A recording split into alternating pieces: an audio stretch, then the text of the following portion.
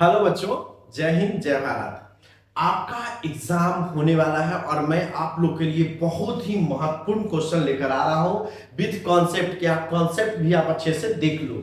अब देखो ध्यान से, यहाँ पे क्वेश्चन में पूछा गया है कि 300, यहाँ पर जो क्वेश्चन पूछा गया बच्चों उसको ध्यान से हम लोग पहले देखेंगे और वो क्वेश्चन क्या पूछना चाह रहा है और क्या बताना चाह रहा है इसको देखेंगे। बोला है 301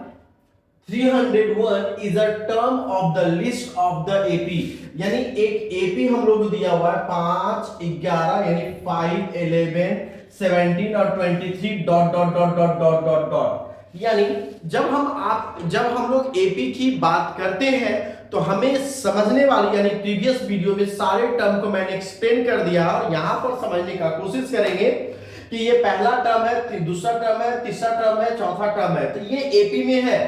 तो आपको पता है कि ये 5 है, 5 के बाद ये कितना हो जाएगा 10, यानी 6 का डिफरेंस है।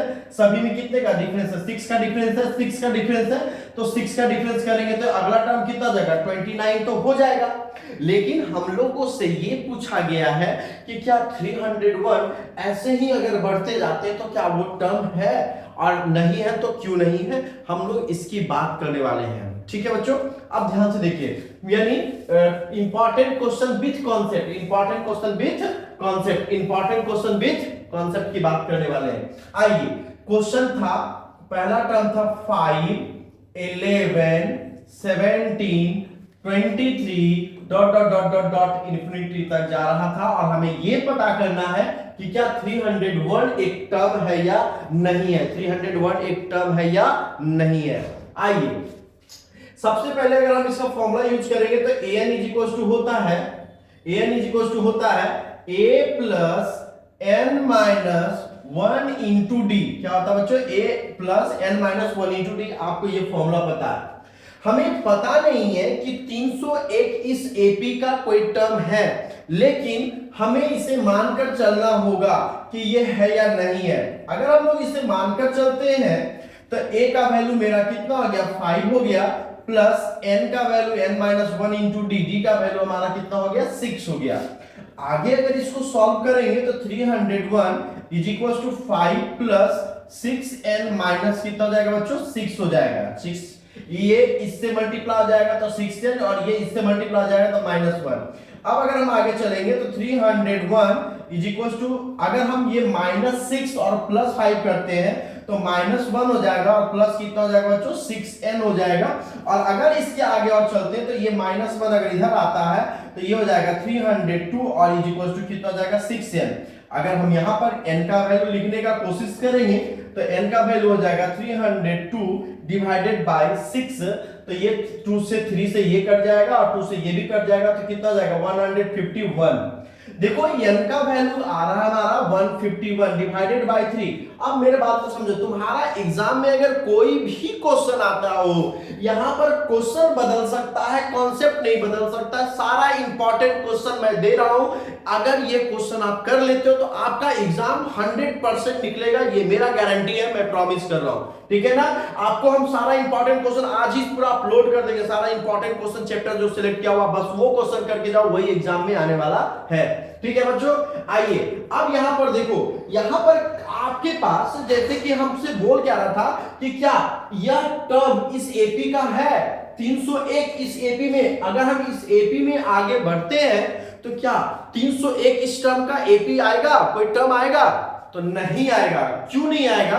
क्योंकि नंबर ऑफ टर्म, यानी हम लोग जब एपी की बात किए तो ये होता है नंबर ऑफ टर्म, और नंबर ऑफ टर्म कभी भी नंबर ऑफ टर्म का एग्जिस्टेंस फ्रैक्शन में पॉसिबल नहीं है। अगर आप बताओ ना, आप अगर मान लो कि पेन खरीदने जाते हो तो क्या बोलते हो, भैया 5 पेन देना। कभी आपने बोला है कि 5.5 पेन देना? कभी आपने बोला है कि 4.25 पेन देना? नहीं। क्यों? क्योंकि वो नंबर है और नंबर ऑफ टर्म्स कभी भी फ्रैक्शन में पॉसिबल नहीं है। इसमें पॉसिबल नहीं है, फ्रैक्शन में पॉसिबल नहीं है। जब यहां पे नंबर ये फ्रैक्शन में आ जाएगा तो इसका मतलब यह है कि यह टर्म इस एपी का नहीं है। यानी आप अच्छे से एक्सप्लेन कर सकते हैं कि this 301 is not a term of this AP because the value of n is fraction, n are in fraction, है ना, hence it is not possible। ठीक है बच्चों, यानी ये कॉन्सेप्ट। अब देखो आपके एग्जाम में यहाँ पर कुछ भी वैल्यू पुट कर दे, बनाना आपको इसी मेथड से है, आपने कॉन्सेप्ट को सीख लिया है।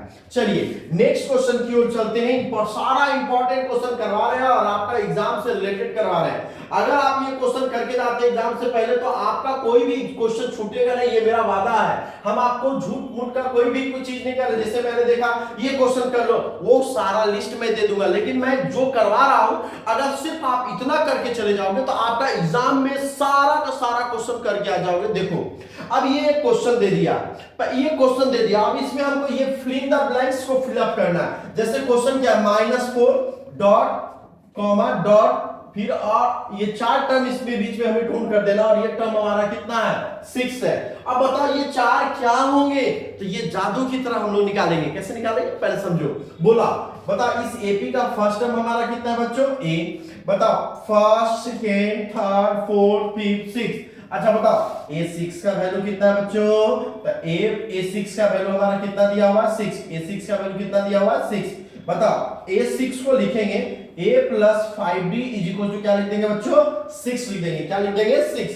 अब बताओ हमें a का वैल्यू पता है -4, अगर हम लोग यहाँ पर -4 पुट करते हैं प्लस 5d पुट करते हैं तो ये हमारा कितना हो गया, 6। इस 4 को इधर लेकर जाएंगे तो 5d इज इक्वल टू कितना जाएगा, 6 प्लस 4, तो d का वैल्यू कितना जाएगा बच्चों, 10/5, यानी इसको काट देंगे तो ये कितना जाएगा, 2। d का वैल्यू हमारा कितना हो गया, 2। कभी भी आप ये मेरा वचन याद रखना, अगर एपी अर्थमेटिक प्रोग्रेशन में आपको ए और डी पता हो तो आपसे कितना भी टर्म पूछा जाए, कितना भी नंबर पूछा जाए, आप निकाल सकते हो। अब बताओ ये मेरा क्या होगा, a2, और a2 का फॉर्मूला आप जो जानते हो, a2 का फॉर्मूला कितना होता है, a प्लस डी। a का वैल्यू कितना है बच्चों, -4, d का वैल्यू कितना बच्चे, 2, तो कितना जाएगा, -2। तो ये बच्चों कितना जाएगा, -2। फिर पूछेगा a3 तो a प्लस कितना होता है, 2d, तो a का वैल्यू कितना बच्चों, -4, और 2 into 2 तो plus -4 plus 4 that is equals to 0। अब इसी तरह से अगर तीसरा टर्म पूछेगा, पहला हो गया, दूसरा, तीसरा हो गया, चौथा टर्म पूछेगा a4, तो a4 का वैल्यू कितना जाएगा, a प्लस 3d, तो a का वैल्यू कितना जाएगा, -4 plus 3 into 2, -4 plus 6 that is equals कितना जाएगा, 2। ये 2 हो जाएगा और आई होप ये भी 4 हो जाएगा।